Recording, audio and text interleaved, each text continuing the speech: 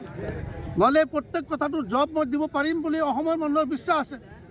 এনেকুৱা ৱাৰ্ডিং কৰিলে মই প্ৰত্যেকটো চকুত চকু ৰাখি মই জব দিব পাৰিম।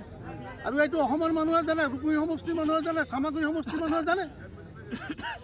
গতিকে আপোনালোকে দোৱা কৰিব, অহাবাৰ যদি মোক দলে প্ৰাৰ্থিত্ব দিয়ে আৰু মই বিধানসভালৈ যাব পাৰোঁ, এইবিলাক কথা উত্থাপন যদি হয়, আৰু আল্লাহৰ ইচ্ছা কাৰ বা গভৰ্ণমেণ্ট হয়, এতিয়াতো কোনেও চেলেঞ্জ কৰিব নোৱাৰিব যে আমাৰ বিজেপিৰ গভৰ্ণমেণ্ট হ'বই।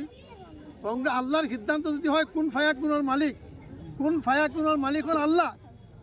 যদি এনেকুৱা হয় অৱস্থা যে UDF-ক বাদ দি কোনেও গভৰ্ণমেণ্ট কৰিব নোৱাৰিব, এনেকুৱা পৰিস্থিতিটো হৈ যাব পাৰে। ৰাজনীতিৰ পৰিস্থিতি এনেকুৱা হ'ব পাৰে যে এনেকুৱা UDF-ক সমৰ্থন নদিলে কোনেও চৰকাৰ কৰিব নোৱাৰিব। আজি উজনি অসমৰ মানুহেও খুব এই গভৰ্ণমেণ্টৰ প্ৰতি সন্তুষ্ট নহয়। যিমানেই স্কিম খুৱাইছে, যদি সন্তুষ্ট থাকিল যে MP ইলেকশ্যনত কেনেকৈ মানে আপোনাৰ এই গৌৰৱ গগৈ জিকিলে, যোৰহাটৰ নিচিনা জেগাৰ পৰা গৌৰৱ গগৈ জিকিছে নাই?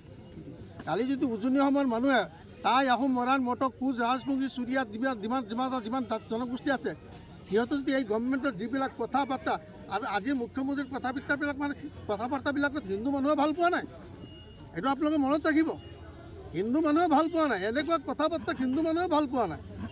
আমি মুছলমানটো আঘাত পাইছোঁ, কষ্ট পায়ে আছে তেখেতৰ যিবিলাক ৱাৰ্ডিং কৰে, আৰু এইবিলাক মানুহে নহয় তেখেতৰ মতে।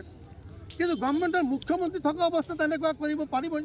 কিন্তু কালি যদি কোনো কাৰণে মুখ্যমন্ত্ৰী গুচি যায়, এনেকুৱা কথা ক'ব নোৱাৰে নহয়। Thank U.